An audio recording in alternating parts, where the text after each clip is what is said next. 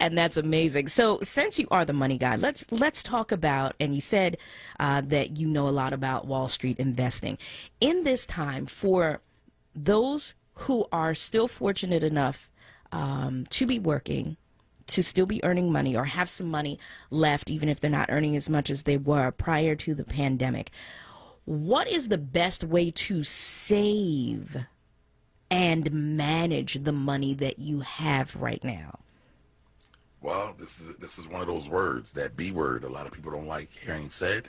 A budget or a spending plan, right? Know what you got going out, right? Know where you're spending your money. Where's it going? Are you spending it on the light bill, on your car note, on clothes, on food, eating out? Like, where's your money going? Because if you don't know where your money is going, you don't have control over your money. And so figure that out first. I know a lot of us like to get fancy and do all the sexy stuff and, and invest in the stock market. And listen, I love the stock market, but, we still got to do the basics. So know where your money's going. That's first and foremost. And for folks that are working, I see a lot of missed opportunities where a lot of us do not invest in our 401k plans. Most 401k plans have a match, meaning that the employer will give their employees some free money to invest in this retirement plan. And many of us miss out on it.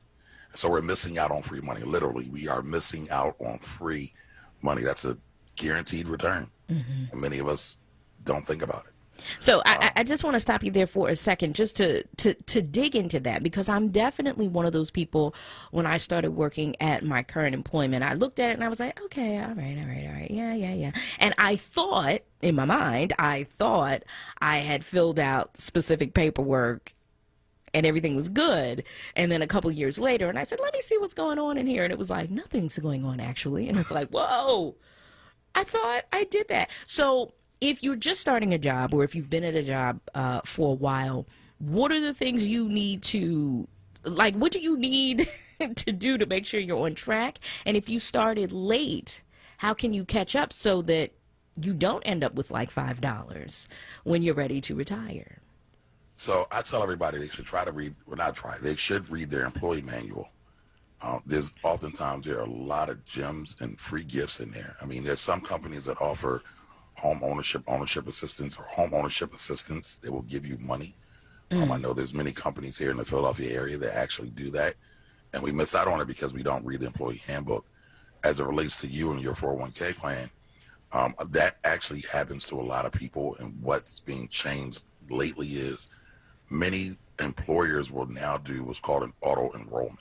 And so if everybody works there and they work full time and they are eligible to be in the plan, many times they will enroll you automatically, and you have to actually opt out of the program. So that doesn't happen as much anymore. I still say that everybody that starts a job should read about all their benefits.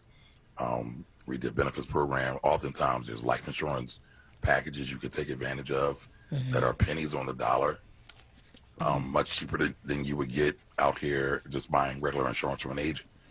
Oftentimes you need both, so I don't want to confuse people, but I always say it's easier and usually cheaper to buy up as much life insurance under your employment plan as possible. But again, you'll find out all these benefits just by reading the plan. I mean, there's an employer I had years ago, and I got a major discount on my cell phone. Guess who's still listed with that employer to this day? Wow.